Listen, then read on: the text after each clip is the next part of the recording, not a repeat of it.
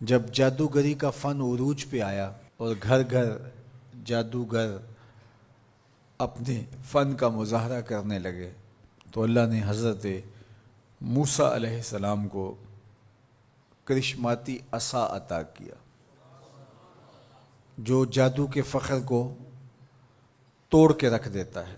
کبھی اژدہا بن جاتا ہے، کبھی ٹارچ بن جاتا ہے، کبھی اتنا لمبا ہوتا ہے کہ پتے جھاڑ لیتے ہیں، کبھی ٹیک لگا کے کھڑے ہو جاتے ہیں. تو یہ عصا ان کو بطور معجزہ عطا کیا گیا جب جادوگری کا فن پورے عروج پر تھا.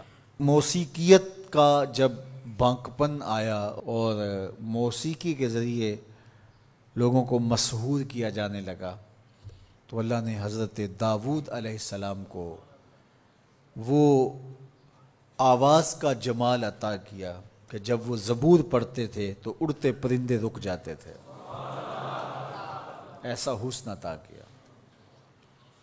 لوہے کی صنعت عروج پہ آئی اور لوہے کو گرم کر کے نرم کیا جاتا، ڈھال کر کے زرہیں تلواریں بنائی جاتی، ظروف بنائے جاتے. تو اللہ نے حضرت داؤد علیہ السلام کو یہ معجزہ دیا کہ وہ لوہے کو ہاتھ میں لیتے موم کی طرح نرم پڑ جاتا اور جس طرح چاہتے اس کو وہ شکل دے دیتے. طب یونانی جب اپنے مرتبہ کمال کو پہنچتی ہے اور ہر مرض کی تشخیص، تدبیر اور علاج معالجہ دریافت کر لیا جاتا ہے، لیکن 3 امراض کا علاج طب یونانی سے نہیں ہو سکتا ہے. مادرزاد اندھے کی آنکھوں میں روشنی نہیں رکھ سکتے، کوڑی کے جسم کو شفا نہیں دے سکتے، تیسرا ان کے پاس موت کا علاج نہیں ہے. تو طب یونانی کے عروج کے زمانے میں حضرت عیسیٰ آتے ہیں تو ان تینوں مرضوں کا علاج لے کے آتے ہیں. مردے کو ٹھوکر مارتے ہیں، وہ اٹھ کے باتیں کرنے لگ جاتا ہے. کوڑی کے جسم پہ ہاتھ پھیرتے ہیں، اسے شفا مل جاتی ہے. نابینا کی آنکھوں پہ ہاتھ رکھتے ہیں، نور اترنے لگتا ہے. مصر کے کوچہ و بازار میں جب حسن والوں کے حسن کے چراغ جلنے لگے اور ایک سے بڑھ کر ایک حسین دل لبھانے لگا، ان کی عشوہ ترازیاں نیندیں اچاٹ کرنے لگیں، تو اللہ نے حسن و جمال کے زمانے میں حضرت یوسف علیہ السلام کو معجزہ جمال دے کے بھیجا. اور جب ان کے جمال کا، حسن کا چراغ روشن ہوا تو سارے دیے بجھ گئے، اور جنہیں ناز تھا اپنے حسن پہ وہ اپنی انگلیاں کاٹتے ہوئے دکھائی دیتے ہیں. تو ہر دور میں ایسا ہوا. آپ انبیاء کی تاریخ پڑھتے جائیں اور ان کے معجزات دیکھتے جائیں، اور اس دور کا عروج اور بانکپن آپ کو جو ملے گا، معجزہ اس کا توڑ آپ کو نظر آئے گا.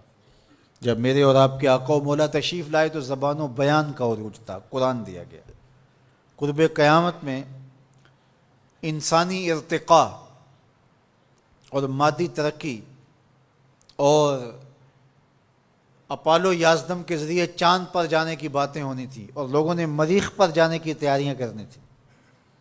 تو اللہ نے اپنے محبوب کو دوسرا بڑا معجزہ معراج عطا کیا کہ دنیا الٹی چھلانگیں بھی لگاتی پھرے، وہاں کسی کا خیال بھی نہیں پہنچ سکتا جہاں محمد عربی کے قدم پہنچ گئے.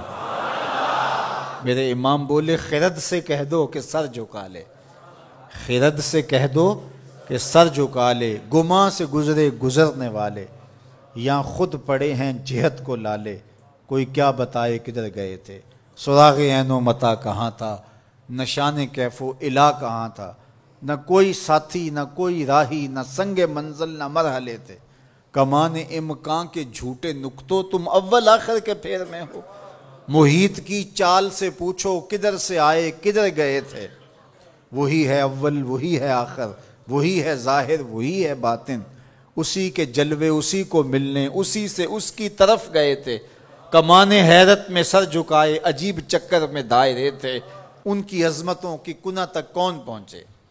یہاں تو جبریل بھی ہاتھ باندھ کے کھڑے ہیں. جب جبریل نے کہا کہ حضور آگے میں نہیں جا سکتا تو کہا وہی لانے والے اب آنا آگے، جو در دوستی مخلصم یافتی، جب دوستی میں تو نے مجھے مخلص پایا ہے تو پھر راستہ کیوں چھوڑ رہا ہے.